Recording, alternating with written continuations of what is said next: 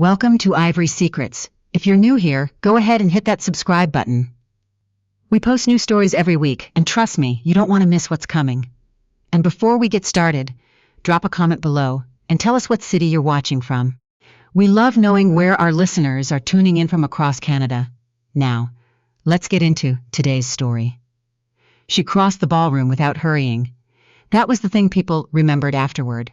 Not what she said, not even what she was wearing, but the fact that she didn't rush.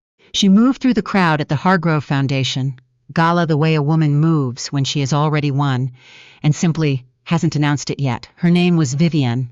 No, wait. Her name was Alannah Sutton. And on the evening of October the 14th, she was wearing a floor-length gown, the color of deep water, and around her throat, absolutely nothing. That detail mattered more than anyone in that room yet understood. 3 weeks earlier, Alannah had opened the cedar jewellery case on her vanity. The one her grandmother had shipped from County Cork in 1962, the one that smelled faintly of cedar shavings and old perfume, and something else, something that defied naming, something that simply meant family, and found that the brooch was gone, not misplaced, not moved to a different tray. Gone, the Sutton clover. A gold and emerald antique brooch that had belonged to her great-grandmother, Bridget Sutton, who had pinned it to her coat when she boarded the ship to Canada at 17 years old. With $40 and a prayer, 4 generations of Sutton women had worn it to the most significant moments of their lives. Alannah's grandmother had worn it at her citizenship ceremony. Her mother had worn it on her wedding day. Alannah had worn it when she rang the opening bell for the Sutton Group's first public share offering 11 years ago. In a moment she had privately considered the proudest of her life. The brooch was not insured for its sentimental value. No amount could cover that. But its market-appraised worth, a figure Alannah had never cared about until the morning she stood in front of an empty jewelry case, was $2.3 million. She didn't panic. That surprised even her. She closed the case, set it back on the velvet tray, and stood very still for a long moment, looking out the window of her Toronto penthouse at the lake below, gray and flat under an October sky. Then she picked up her phone and called her attorney. Not her husband? That was the first sign, though she hadn't named it yet, hadn't let herself name it, that she already knew. Her husband's name was Grant Sutton. He had taken her name when they married, which had been a gesture she'd found touching at the time, and now struck her as something else entirely, something she hadn't yet assembled into a coherent thought. Grant was 51, 7 years older than Alannah, charming in the particular way of men who had been handsome at 30, and had coasted on the residue of it ever since. He ran the charitable arm of the Sutton Group, a position Alannah had created for him, when it became clear, gently and without drama, that his talents did not extend to the operational side of the business. He was good with people. He was very good with people, especially, as it turned out, with one person in particular. Her name was Sable Whitmore. 26. Grant had introduced her to Alannah 8 months ago at a fundraiser, described her as a consultant the foundation had brought on for their annual gala campaign. She had blonde hair and a warm smile, and the particular quality of attentiveness that very young women sometimes deploy around powerful older men, that focused, almost reverential listening that can be mistaken, if for genuine admiration. Alannah had watched carefully. She simply hadn't believed what she was seeing, or perhaps she had believed it, and had chosen, in the way that women of a certain competence sometimes do, to tuck the belief somewhere quiet and get on with running a company. But the brooch changed the calculation. Her attorney, a woman named Rosalind, but we have that name already. Her attorney, a woman named Petra, no. Her attorney was a woman named Claudette Marsh, compact and precise, and 20 years into a career that had made her the most requested family law specialist in the city, a fact she mentioned to no one because she didn't need to. Claudette had handled the Sutton Group's corporate matters for 6 years. She and Alannah spoke on the phone for 34 minutes. By the end of that call, Alannah had authorized a forensic financial audit of every account Grant had access to, a private investigator, and a consultation with a security firm to review the penthouse's access logs for the past 6 months. She did not cry. She hung up the phone, made herself a cup of tea, loose leaf, Earl Grey, the same brand her mother had kept in the cupboard in Owen Sound, and sat at the kitchen counter and drank it slowly, to the flat silver of late afternoon. She thought about Bridget Sutton, pinning that clover brooch to her coat at 17, crossing the Atlantic alone. She thought about what that must have felt like. The cold, the fear, the absolute absence of any safety net. And she thought about how her great-grandmother had not stopped moving, had simply kept walking forward. Alannah set down her teacup and opened her laptop. The forensic audit took 9 days. What it found was not, in the end, surprising though. The scale of it was.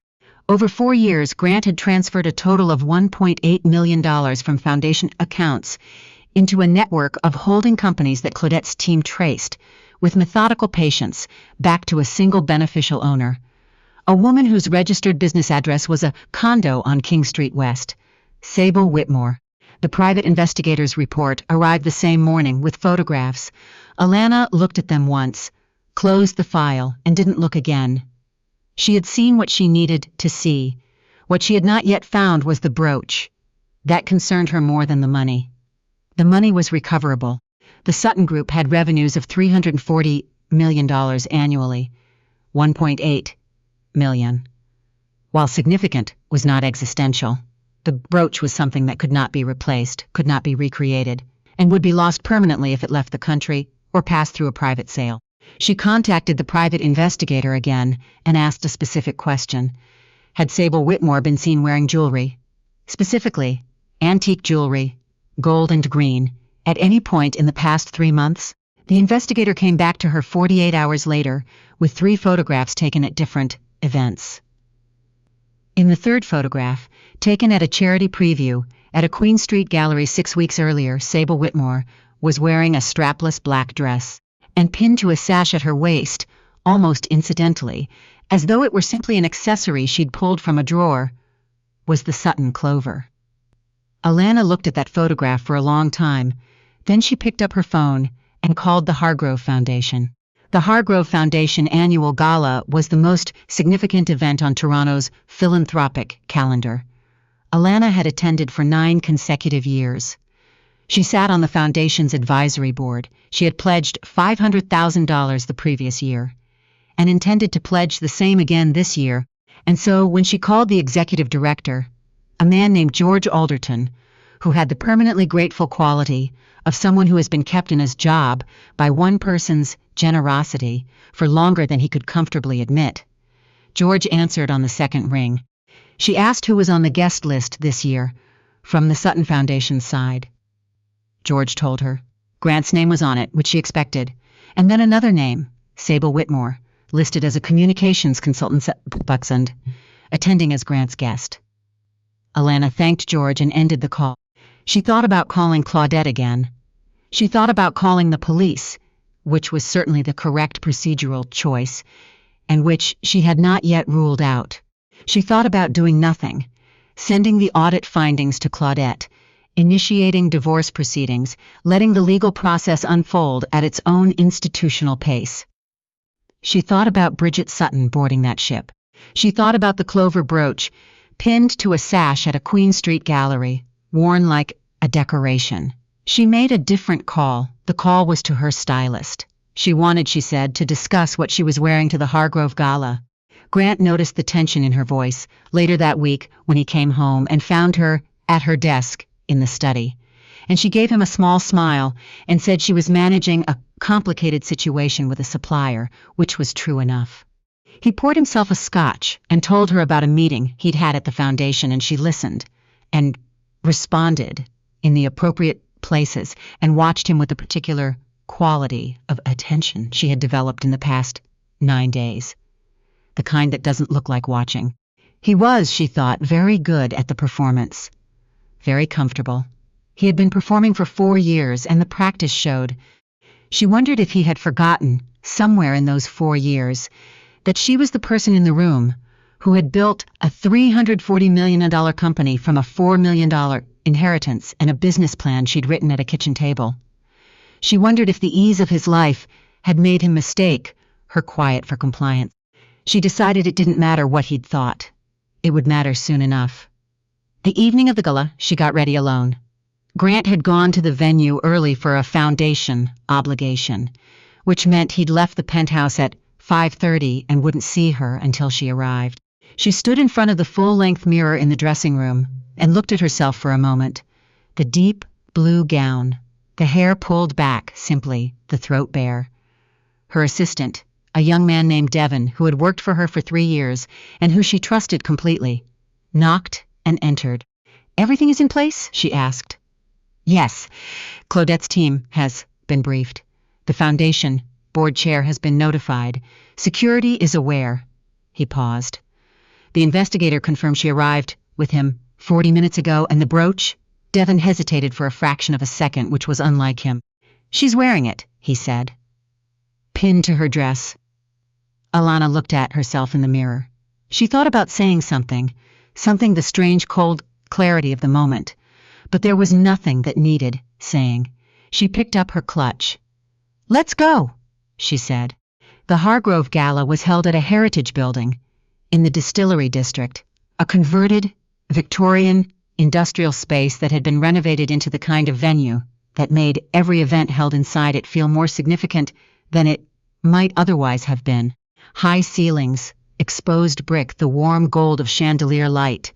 500 guests, the kind of Toronto and galleries and law firms and newspapers, and sat on the boards of things. Alannah arrived at 7:15. The crowd parted in the way that crowds part for people who have occupied a room frequently enough that their presence is expected rather than noted. She accepted a glass of sparkling water. She would not be drinking tonight, and moved through the space with the unhurried ease she always carried in rooms like this, stopping to speak with people she knew, which was nearly everyone. Receiving the particular warmth that people direct towards someone they respect, and perhaps slightly fear, she found Grant near the silent auction tables, speaking with 2 board members she recognized. He looked up when he saw her, and something shifted in his expression. Surprise, she thought, and then quickly smoothed into something practiced. "Alannah," he kissed her cheek. "You look extraordinary." "Thank you," she said. She smiled at the board members. She spoke with them for 4 minutes about the Foundation's education initiative.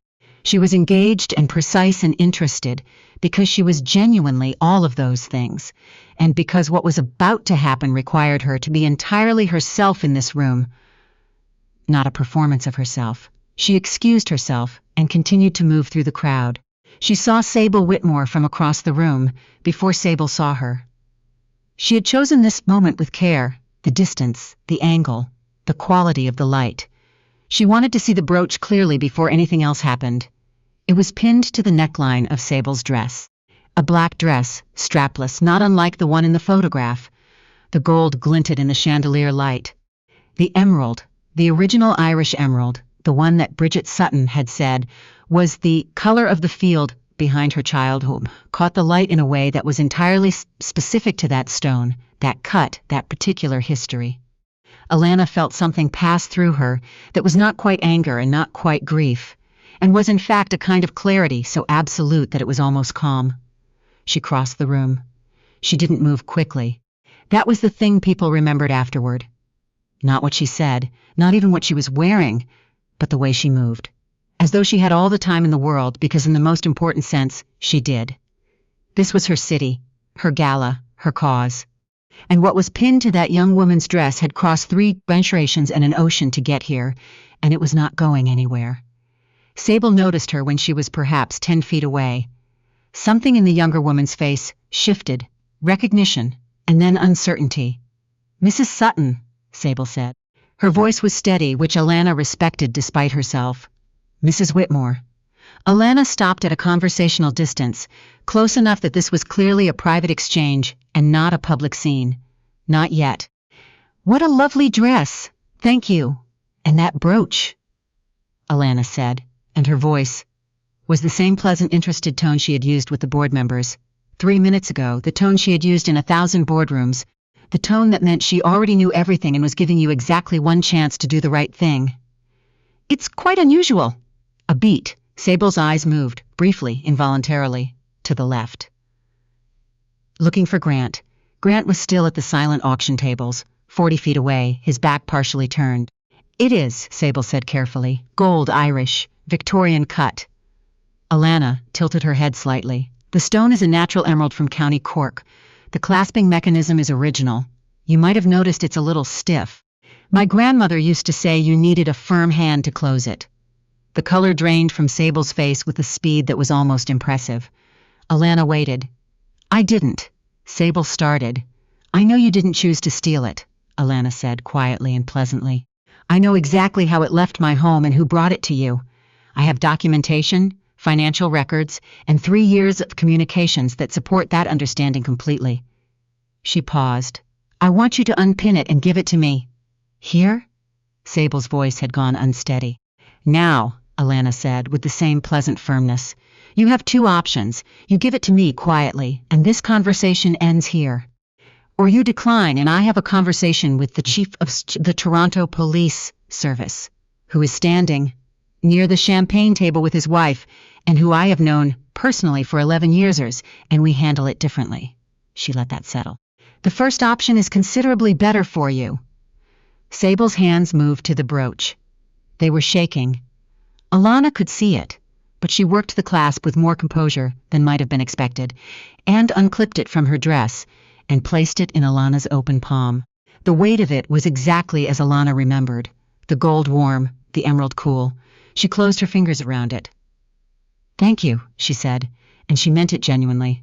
There was some small mercy in the fact that this part had been simple. She turned and walked back across the room. She did not look for Grant.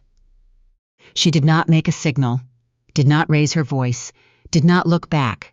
She simply returned to the center of the room, stopped beside Patricia Hargrove, the Foundation's board chair, 81 years old, who had built the Hargrove Foundation from a personal bequest and 3 decades of impossible work, and picked up the thread of a conversation they'd been having the previous month about early literacy programs.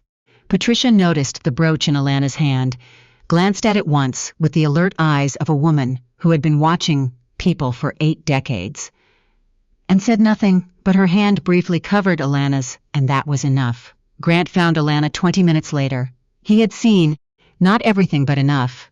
He had seen Sable's face, had seen Sable's hands at the brooch, had seen Alannah walk away. He was wearing the expression of a man running several different calculations at once and coming up short on all of them. "Alannah," he said quietly. "Can we not tonight?" she said, simply, pleasantly, with the same warmth she'd extended to everyone else in the room. "Tonight, we're here for the Foundation." He stared at her. She smiled at him with a smile that doesn't reach the eyes. The one that means war. And turned back to the conversation she was having with Patricia, and the chief of the come over to say hello, and who was now hearing, at a measured and unhurried pace, a brief summary of what Alannah had discovered over the past 9 days. She was not a woman who made scenes. She never had been, but there was more than one way to make a reckoning, and some of them were quiet. Grant left the gala early. Alannah stayed for the full program, made her pledge, spoke briefly to the crowd about the Foundation's work, and received a standing ovation that lasted long enough to be uncomfortable for no one except the people who had one reason or another to feel its weight. She got home at 11:30. She went to the cedar jewelry case on her vanity and opened it and set the Sutton clover back in its tray, on the small velvet cushion that had held it for 40 years. She looked at it for a long moment. Then she called Claudette. "It's done," she said. "The brooch? In my hands." A pause. "And Grant? He'll hear from your office tomorrow." She looked out at the lake, the lights of the city in the dark water. "I want the filing complete by end of week." "It will be," Claudette said. "Alannah, are you all right?" She thought about the question honestly, the way she tried to do with questions that deserved honest answers. "I think so," she said. "I think I've been all right for a while. I just needed to finish what I started." She hung up. She stood at the window for a long time, looking at the water. She thought about Bridget Sutton. 17 years old, crossing the Atlantic alone, the clover pinned to her coat, and the cold coming off the water, and every single thing still ahead of her. She had not stopped moving. Alannah turned off the light.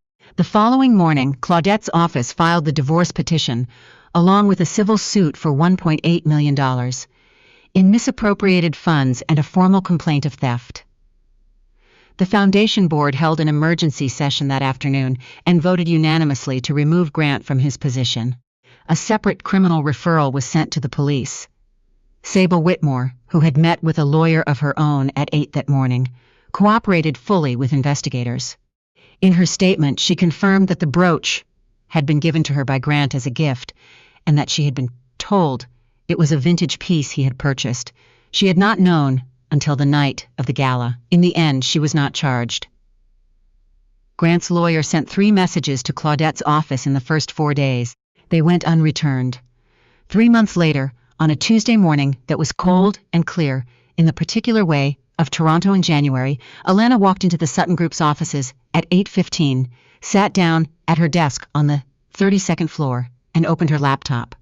Outside the window, the lake was flat and gray and enormous. Below her, the city moved with its ordinary purposeful energy. She had a pitch meeting at 9 with 2 investors from Vancouver.